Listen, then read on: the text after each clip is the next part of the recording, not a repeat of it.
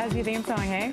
Our next guest cannot stop himself from dancing to our theme music, and quite frankly, neither can I. He's got the rhythm as well, and he's also a permanent resident of Canada now. Zenga is joining us, filmmaker, producer behind such movies, Scary Movie, Stan Helsing, Fiona's favorite, Soul Plane. Hello. Hello. Congratulations, permanent residency. Yes. What does that mean? I don't even know. I don't know. I think it's like a green card in the States. Oh, okay. And I get to have 3 wives. Yes.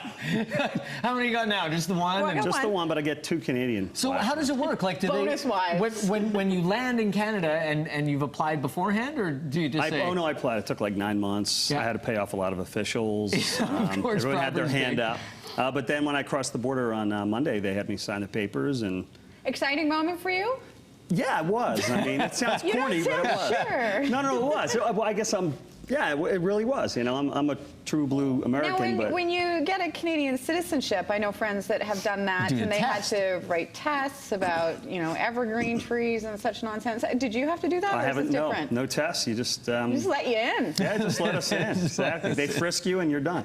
What was the reason for this? Is it partly business? Because of course you make films, and that's sort of become an international endeavor, especially Canada, U.S. I want to work here more. I definitely want to make more movies here. I love it here. Love the Canadian people. Love Vancouver. So yeah. Now that the dollar is pretty much at par, how much does that affect people like yourself choosing to make movies here in Canada? Well, you don't have that advantage, but there's Canadian content advantage and a lot of other advantages. And you guys just raised your tax program to like 37%. God. So. Boy, it's interesting because your background was business first, wasn't it? And finance in particular. So to couple that with creativity must be a real pleasure. I mean, just to be able to have both things that you kind of understand.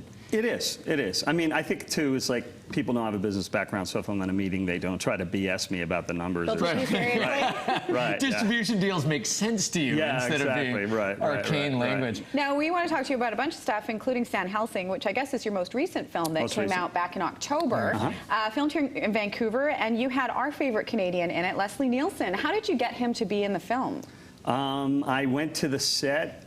He was shooting something. I was in town, and I went to the set and pleaded and begged and paid homage, kissed his ring. And is it intimidating to have it? Because, I mean, he really is not just legendary here in Canada. He's such a legendary, iconic comedian. Is it intimidating when you're saying, okay, Leslie, here's your character and here's your scenes? And I was afraid there'd be a moment on the set where I'd have to try to tell him how to make it funnier. I was like, oh, gosh, if that happens, kill me. But, of course, it didn't happen. No. Yeah. There was a lot of hero worship on the set with the other actors, too. For sure. Well, I could imagine when you have something like that, and when you're working on a comedic film, is it necessarily a funny set? I mean, when you guys are on and you're shooting Stan Helsing, is it a funny experience, or is it pretty business? No, very funny. I don't know how someone makes a comedy and doesn't have a funny set. No, we had a really anal in a good way. Okay. I was like, what kind of movie was it? Oh, sorry. Right, that 2 meetings.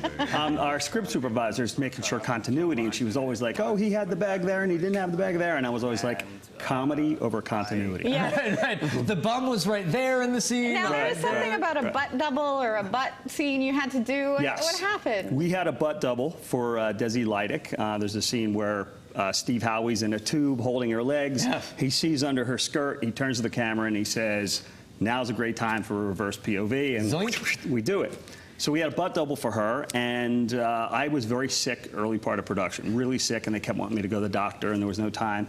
So finally one day they said, there's a doctor coming to the set to give you a physical and stuff. So I was like, okay. So I ran when we cut for lunch. I was running, and my assistant came up and he goes, hey, bad news, we lost the butt double. And I'm like, we're shooting after lunch. What? He goes, don't worry, I got some girls that are extras that are going to come in. And I'm like, I've seen the extras. There's no butt double there. So he's like, I'll just send them in. So I go into my trailer, and I'm wolfing down my food, and there's a knock at the door, and all of a sudden the first girl walks in, and I look at her, and I'm like, man, this is so not the butt double. But I try to be nice. I explain the scene. There's a tube. He's holding her, all this stuff. And I said, so, look, we're in a hurry. Can you just go over, stand near the sink, put your hands on the sink, and pull down your pants?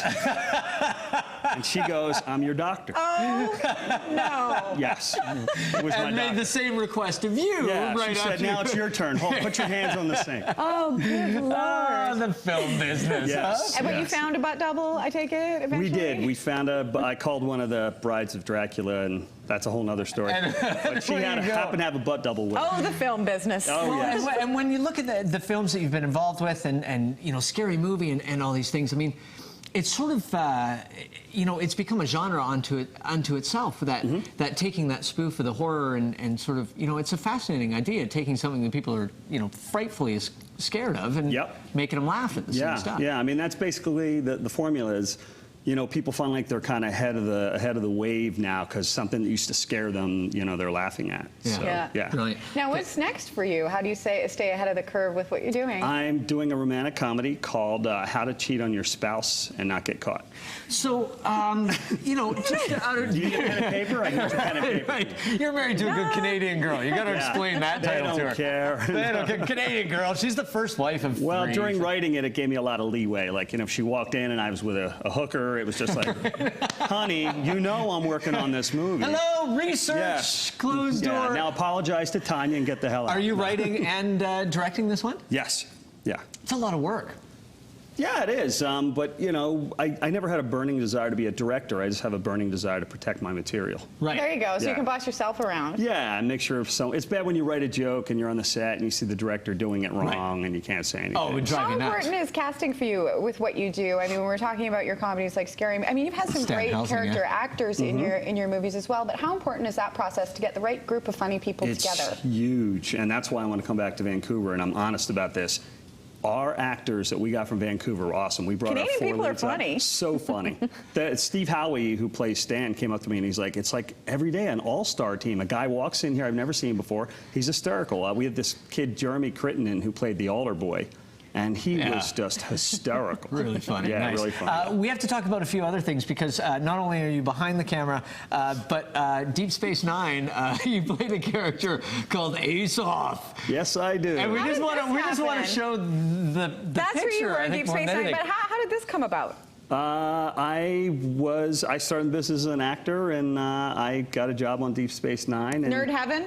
Nerd Heaven, big time. Well, we went to Comic-Con for Stan Helsing, and Yeah. I'm the writer-director, and we had my stars there and stuff. We're sitting there signing posters and stuff, and all of a sudden a guy comes up and shoves that picture in front of me. And you're like, How did you? I was like, yeah, I wanted to use that William Shatner line. Have you ever kissed a girl? No. And we wanted to show one more picture because your house in Los Angeles is actually really, really famous. If people watch Entourage, Yes. it's Ari Gold's house. I mean, how much does that interrupt your regular daily life that Ari Gold's usually screaming at his family in there?